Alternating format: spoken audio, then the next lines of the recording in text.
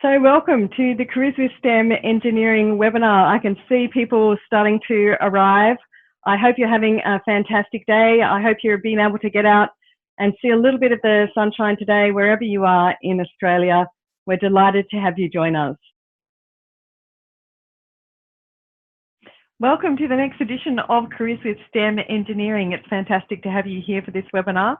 And I'd like to begin with an acknowledgement of country. From my place here in Gadigal country in Sydney, I would like to acknowledge the Gadigal of the Eora Nation, the traditional custodians of this land. I'm extremely grateful to be here and to acknowledge the original STEM innovators, traditional owners of Australia, and pay my respects to their elders past, present and emerging. So welcome to the next edition of Careers with STEM. We're here today to meet some engineers, bust some myths and answer your questions about engineering careers. For example, did you know that female engineers earn higher starting salaries than males? Let's jump into those myths, and please feel free to use the Q&A function for this webinar at the bottom of the screen, and I'll shortly be joined by some inspiring engineers to answer all of your questions.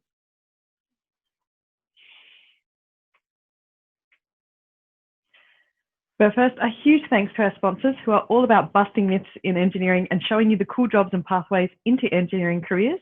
Our event sponsor, QUT, and magazine sponsor, the Commonwealth Bank of Australia.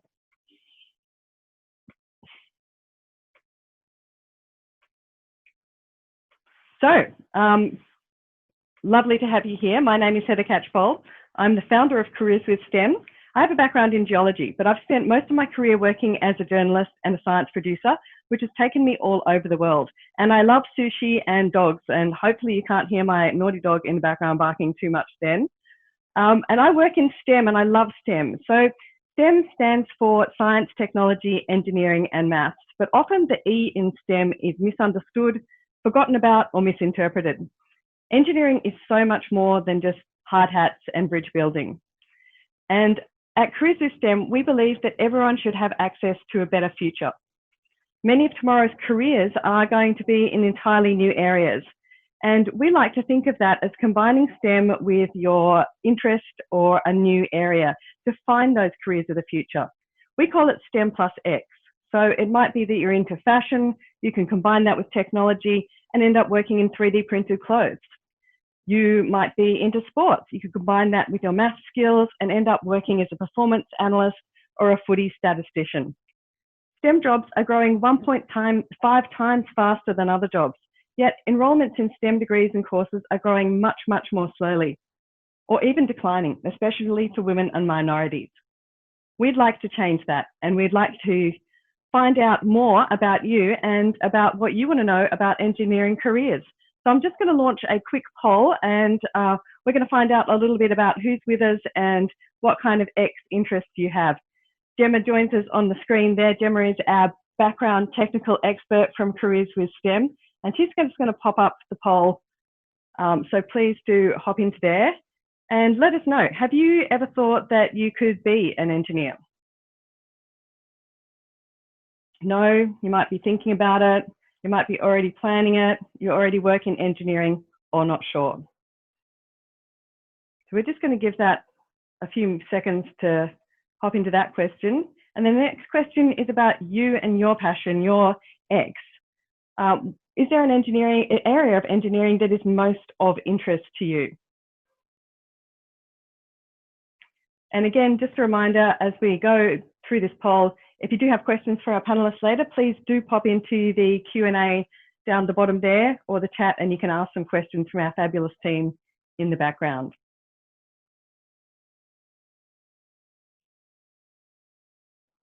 And if the votes are coming in, Gemma, we might just share those.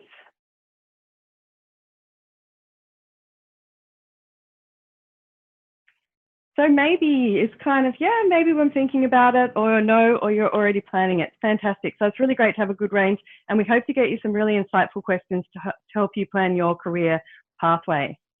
And the areas of interest we have, I think I saw a couple on health, social impact, environment, and future cities. That is awesome. I have a future cities planner waiting to answer your questions. So as you can see, there's a whole different range of areas that engineering affects and works. But let's find out a little bit more about engineering as a subject first. So I'll just get Gemma to pop on the next screen about what we know about engineering careers. So a recent Australian government survey found that only 42% of students were interested in engineering, and they were also the most confused about what engineering is. Yet 95% of engineering grads get work within 3 months. So it's a really great area of high employability. There's also a lack of female role models in engineering, and most people think that engineers just build bridges. The survey found that engineering graduates were also among the highest paid, with a median salary of $65,000 just 4 months after graduation. While gender pay gaps persisted for the majority of professions, engineering was also one of the few to buck the trend. In fact, it was one of a handful of professions where women earned more than their male counterparts. After just 3 years in the workforce, female engineers earned on average $1,000 more than men in the same role. So today we're going to look at where people use engineering in their careers across different industry sectors: social impact, health, future living, resources, finances, and space. We'll also meet 3 innovative engineers and hear about their careers and pathways. So the fact is, engineers work across so many different areas in hundreds of different jobs. While maths and physics are critical know-how and many engineers have technical skills, engineers also have skills in problem solving, innovation, design thinking, and creativity. There are also many paths into engineering careers. Electrical engineer and Bureau Gubberman Mark Henaway worked as an electrician initially in year 10, and then at the end of year 12, he didn't get the ATAR to get into university. So he took on an electrical apprenticeship with Queensland Main Roads, which helped him get good practical baseline for what he did later through a degree at QUT from an academic perspective. Donna Stace studied at TAFE, and she's now a fitter machinist at Rio Tinto in WA. So while she had that VET pathway, you can just study a diploma or an advanced diploma in engineering at VET or at uni, or as a pathway into uni, and you can specialise in mechanical engineering or civil engineering and choose to focus on renewable energy, fluid power, or engineering design. You can also combine engineering degrees with design, business, IT, or science. It can be really flexible. Engineers also have had a massive role in the health space, and many have pivoted their work into helping address the COVID-19 pandemic. For example, mechanical and industrial engineers work together to design health products to plan the large-scale production of masks, face shields, and complex medical devices. Civil and environmental engineers design buildings that increase health and reduce stress. They also make sure that drinking water is clean and that waste is disposed of safely. Maybe you'd like to work as a software engineer and develop and maintain programs for modern medical equipment, or analyze health data, or create health apps or telehealth protocols. Or you could be a biomedical and medical engineer on mechanical and electronic engineering, human physiology, or medical applications to design devices and technology. There's a whole bunch of ways that chemical engineers research and mass produce drug treatments, study the molecular causes of disease, and design ways to detect and diagnose illness. And electrical and electronic engineers research and design new technology for sensors, electronic components of medical instruments and devices. From global health to future mining. So mining is really high tech and employs engineers from software to environmental engineers, all focus on creating a low carbon future driven by smart technology. And you can see some of our futuristic Minecraft miners and mechanics astronauts and virtual reality specialists who might be involved in mining careers in the future. Mining is really important to future energy sources, from solar power to the batteries in your smartphone. And there are many futuristic careers that you can explore in this special flip cover resources edition. Like space mining. Space mining is the discovery, extraction, and processing of minerals beyond the Earth's atmosphere. It sounds like sci-fi, but it could easily become a reality in your lifetime. And it's going to need some STEM smart people, especially those skilled in precision robotics and data analytics, to create and program fully automated drillers, harvesters, and mineral processors for use in space. In the long term, space mined resources could also be used to build and maintain human colonies on other planets and moons. Nima Sherpa works at BHP, but she's also doing a PhD in space resources, looking at how space mining policies and procedures will compare with Earth's mining industry. She says it's critical to plan and prepare for this game changer, and that we need to create a truly sustainable space resources industry. Since engineering is about problem solving, there are literally hundreds of applications of engineering to helping people in the areas of health, climate, water management, education, and social impact. Matt Baltel is an engineer who works in the humanitarian space, and he kickstarted his career making cars, landing his dream job at automotive giant Toyota in an engineering and operations department.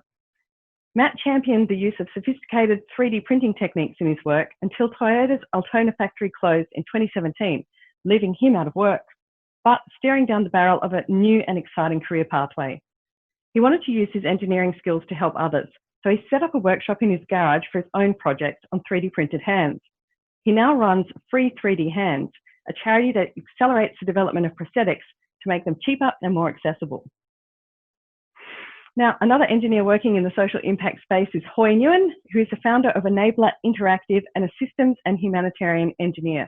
And Huy is going to join us now to tell us a little bit about his career journey.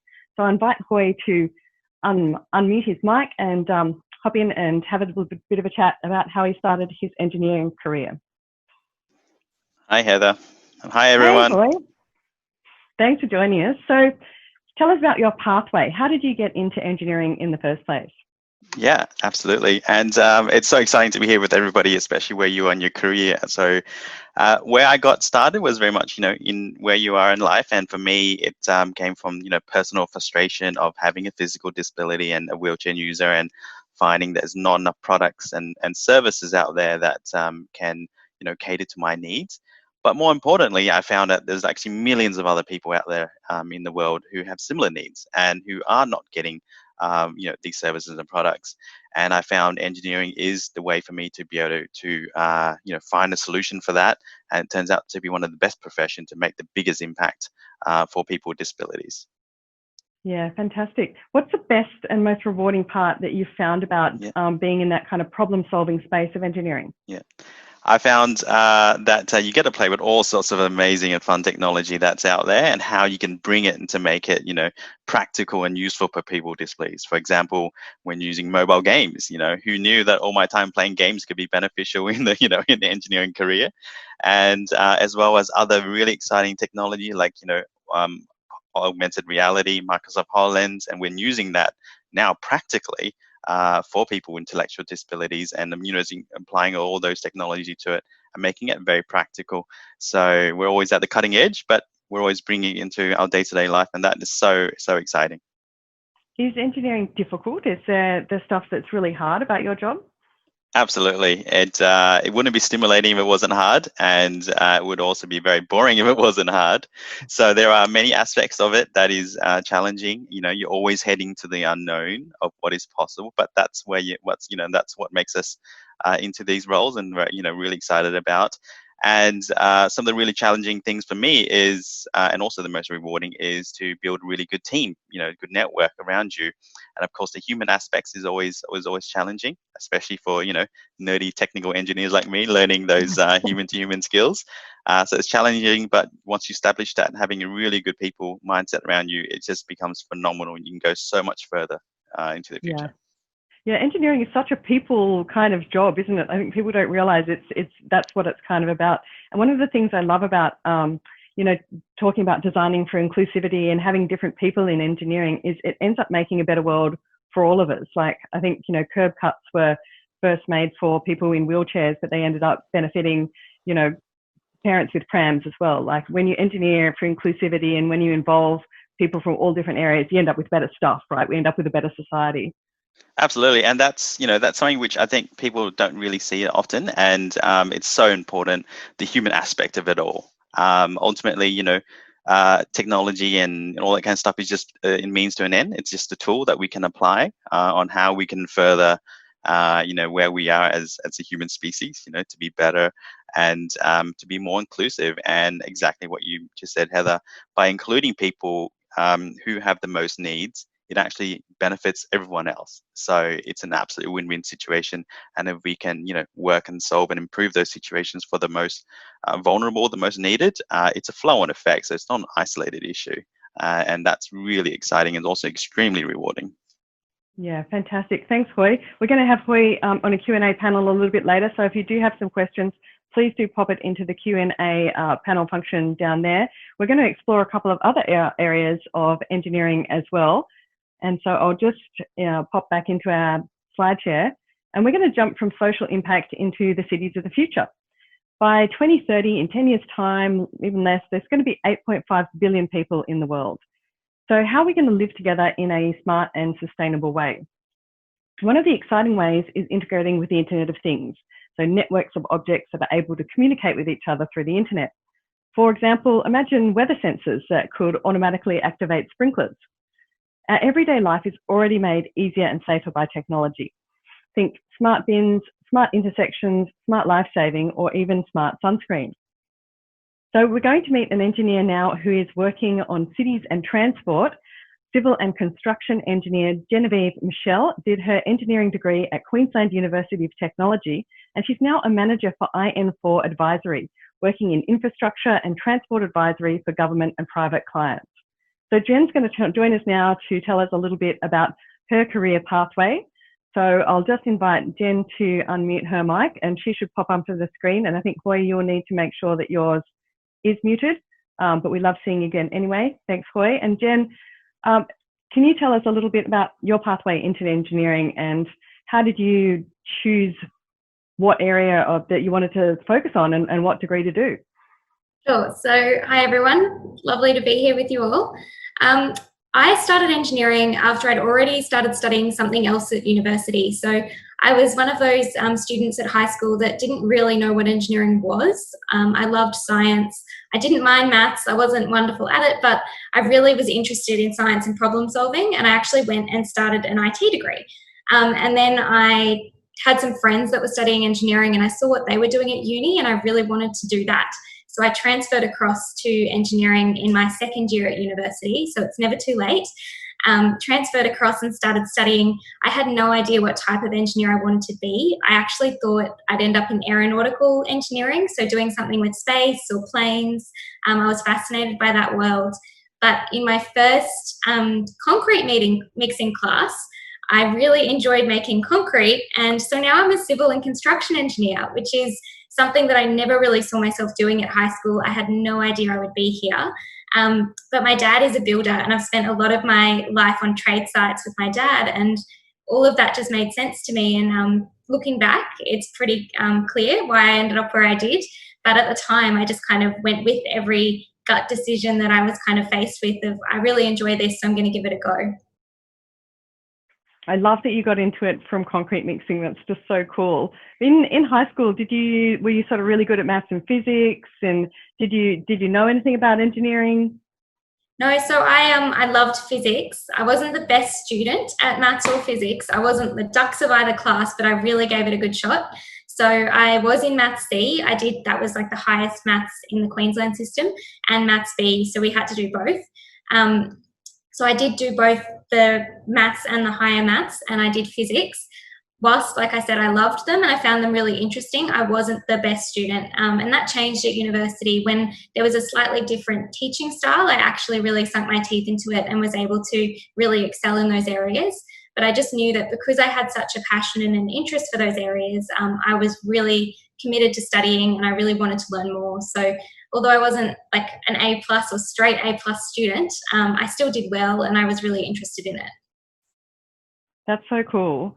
So, like, what did you need to kind of get into it? Like, did you need to ace your exam? Like, how did you kind of take that pathway change? Did you need to, suddenly study up on a whole lot of engineering principles? So because I'm a bit of an indecisive person, when I was in grade 12, I tried my hardest to kind of do as well as I could so that I did have options for university, because I just didn't really know what I wanted to do. So because I tried quite hard, I actually got the grades to be able to get into quite a lot of courses. And like I said, I started in IT and then transferred across to engineering. So I transferred post high school, but they still used my high school grades to get in. So I was really glad that I tried really hard in high school to get into those courses, or to get as broad as I could. And then when I started the maths and physics, I was a bit rusty because I'd done that year of IT, so I wasn't really deep into maths and physics. But thankfully, that first year of university is generally quite broad for engineering. So you'll do a little bit of civil, a little bit of mechanical, a little bit of electrical. And that, I think, takes into account the fact that you really don't really know until you're in there what you may find you want to specialise in. Some students do, but a lot of the majority of students that go into engineering probably end up in a slightly different area to what they thought they would want to get into. So that year of foundational learning was really important for me. Yeah, that's such good advice, just to, you know, kind of keep up your knowledge across all those different areas. You know, don't drop maths, but you don't have to be excellent at it. And engineering in first year is really fun, right? Like, I've seen them playing with toys and making stuff. So it's a good way to just kind of really explore what you are interested in, spending some time just kind of learning, you know, what you do. And just tell us, just finally, Jen, like, what do you do? Like, how do you kind of apply that engineering that you learned into what you do in your day-to-day job now? So as a civil construction engineer, you probably would expect to see me in my PPE with a hard hat and bright shirt, but I actually work in strategy for government. So I am an advisor for government clients. So an example of a project that I've worked on is redesigning the entire Southeast Queensland rail network. So the problem was, we're going to have such a big population growth there in the future years that our rail network can't cope with the capacity. So we start to look at, okay, what projects can we do to increase capacity? Do we need more trains? That means we need more drivers. Do we need more track? Does that mean we need to, you know, resume some land? And how do we go about doing that? So I work in the strategic space now of actually helping clients to plan the bigger picture of their projects. So very different from that first class with concrete in my hands, but still very much related to construction projects and the constructability of what I do. So project management is really a big part of what I do day to day. That's fantastic. I love hearing about these careers, because I always think, hey, maybe I can do that, because I do a lot of project management too, and it just sounds like fun. Just a reminder as well, if you have some questions for Jen, do pop them in the Q&A, and we'll get to all of our engineers as well. Just a shout out to Keysborough Secondary College, Year 10 engineering class. Awesome to see you. Thank you for, you know, bringing your light class together along. I hope you're getting some useful information, and I'm going to pick on you guys to ask a question at the end, because I think you're going to get some lots of cool engineering advice in there. We're going to hop now into another area of engineering, which is actually one of the biggest employers of engineering, which might really surprise you. So one of the biggest employers of engineers is actually engineering and consulting in the finance area. And we have here Preetpal Dillon and our cover star, Emily Thistleton, who are both software engineers at the Commonwealth Bank of Australia. So Preetpal, like Jen, was actually first interested in a completely different career area. He was interested in medicine, but then he moved into maths and commerce, and finally into technology. So he had that kind of pathway where you spend some time just deciding what you want to do. He went through the graduate program at CBA, and he now works on improving the end-to-end experience for business customers of the NetBank app, which is CBA's online banking platform. Emily Thistleton is a software engineer at the Commonwealth Bank of Australia too, after having gone through the grad program as well. And her role is focused on home buying projects in NetBank. And her career path has taken her from Adelaide to Sydney and even Brazil. But I'm going to let her do the talking now. And I'd like to introduce Emily to unmic and hop in and tell us a little bit about her career pathway and how she got there. Hey guys. Hi, Emily. Thanks for joining us. So thanks for having me. So, Emily, tell us, like, did you know anything about engineering in high school, and did you have any idea that it was kind of a career pathway for you? I think in high school I knew that engineers design and build things, but there are so many types of engineering, like way more than I even knew of, and so I definitely wasn't clear on the details. It's important to know there's so many different types of engineering across heaps of industries and areas, and I'm sure in the future there'll be even more types. So did you feel at first that, you know, you were definitely a maths and physics gal, like that was your thing and that was what you wanted to do? Were you good at maths and physics? Yeah, I would say so. It was pretty good, I think, at maths in high school, and I really enjoyed it. It was just super logical to me. And I was okay at physics, but definitely didn't enjoy it as much. But I think both maths and physics are super important for engineering. But I guess the levels to which you need to study them will vary depending on the type of engineering you do. For example, in my case, I did maths and physics in year 12, but because of the course I chose at uni, I didn't study any physics and only a little bit of maths. Yeah, fantastic. So like there's kind of broader skills as well, aren't there? What first interested you in engineering? I think I was initially drawn to engineering because I really liked maths, and I knew it was one of those key subjects. No matter what type of engineering you want to do, maths is super important. I guess what drew me to software engineering in particular was my interest in technology and all the possibilities it can offer, as well as the logic of programming. Another kind of unusual thing that drew me to it was I really like foreign languages, and to me, programming is just like another language. That is so, so true. And I wish more kids who study languages knew that. It's really so much of programming is just about syntax and about learning different terms and then kind of understanding how it all works together. So what did you need to study to get into your job? So I studied computer science at uni, which mainly consisted of problem solving, programming, research, and also a little bit of maths. I think there are a lot of degrees that can lead to software engineering jobs, things like information technology, data science, computer science, and of course software engineering.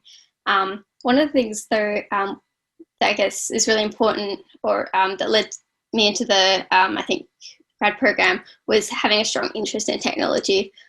If you look at a lot of the graduates at CommBank, they have lots of different backgrounds. I think that's great. And when you were at CommBank, like what did you kind of learn? You went through the grad program. Did you learn a lot on the job? Were there different kind of skills that you picked up while you were working as well?